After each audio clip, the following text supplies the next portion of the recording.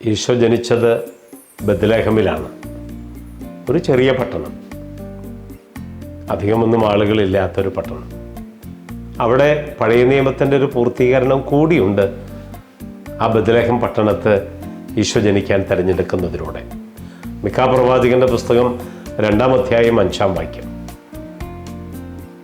Bethlehem Ephrathah, യൂദാ ഭവനങ്ങളിൽ നീ ചെറുതാണെങ്കിലും ഇസ്രായേലിനെ ഭരിക്കേണ്ടവൻ എനിക്കായി നിന്നിൽ നിന്ന് പുറപ്പെടും.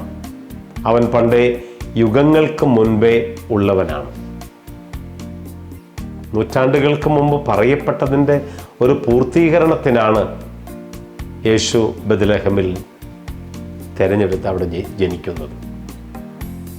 ജൂദയായിലെ ചെറിയ നഗരങ്ങളിലൊന്നാണ് അക്കാലത്തെ ബത്ലഹേം. ഒരു 10 കിലോമീറ്റർ ചുറ്റളവ് മാത്രമുള്ള ഒരു വില്ലേജാണത്. ആ ബത്ലഹേം എന്ന വാക്ക് നമുക്കറിയാം, ഏകദേശം 1000-ഓളം ജനങ്ങൾ മാത്രം താമസിക്കുന്ന ഒരു സ്ഥലം. ബെയ്ത്ലഹേം, ഹൗസ് ഓഫ് ബ്രെഡ്. അഗ്രികൾച്ചറാണ് അവിടുത്തെ മെയിൻ. എന്തൊക്കെയാണ്? ഒലിവ്, അത്തിമരം, മുന്തിരി, പിന്നെ ആടുകളെ മേയിച്ച് നടക്കുന്ന ആളുകൾ. എന്തുകൊണ്ടാണ് ഈ അഗ്രികൾച്ചറിന് പ്രത്യേകതയായി ആ ബത്ലഹേം മാറുന്നത്? നല്ല മൈൽഡ് ക്ലൈമറ്റാണ്, പ്ലെൻറ്റി ഓഫ് റെയിൻ ഉണ്ട്. അതിന് പറ്റിയ ഹാർവസ്റ്റിന് പറ്റിയ സുന്ദരമായ ഒരു സ്ഥലം കൂടിയാണ് ഈ ബത്ലഹേം. അതുകൊണ്ടാണ് ആ ബത്ലഹേമിന് അങ്ങനൊരു അർത്ഥം വരുന്ന വാക്ക് വരാൻ കാരണം. ആ സ്ഥലത്താണ് ഈശോ ജനിക്കുന്നത്. ഇനി എഫ്രാത്ത കൂട്ടിച്ചേർക്കപ്പെടുന്നുണ്ട് മിക്ക പ്രവാചകന്റെ പുസ്തകത്തിൽ. എഫ്രാത്ത എന്നാൽ ഫ്രൂട്ട്ഫുൾനെസ് എന്നാണ് അതിൻ്റെ അർത്ഥം. അതിൻ്റെ verb meaning to be fruitful എന്നാണ്. യോഹന്നാന്റെ സുവിശേഷം 6-ാം അധ്യായം 51 നമ്മൾ എന്താ കാണുന്നത്?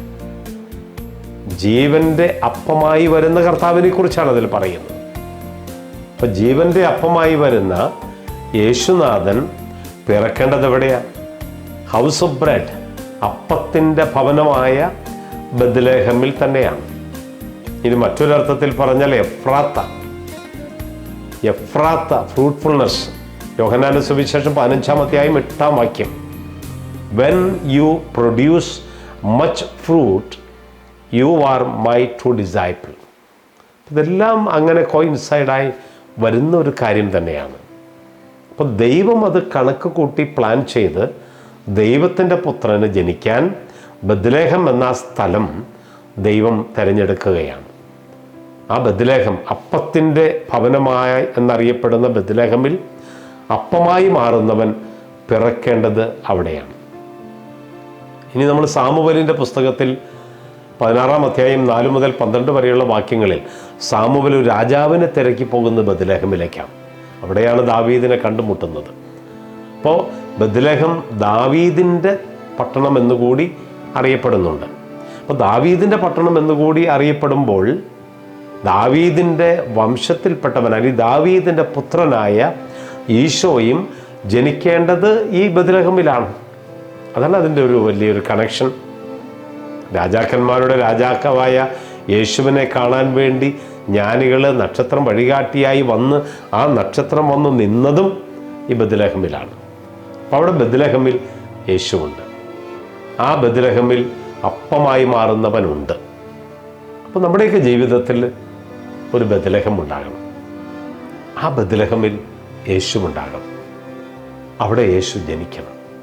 അതാണ് ക്രിസ്മസ്. ഈശോ ജനിക്കുന്ന ഇടമാകുന്ന, നമ്മുടെയൊക്കെ ജീവിതമാകുന്ന ബത്ലഹേമിൽ അത് യഥാർത്ഥ ക്രിസ്തുമസ് ആക്കി മാറ്റാൻ നമുക്കെല്ലാവർക്കും കഴിയണം.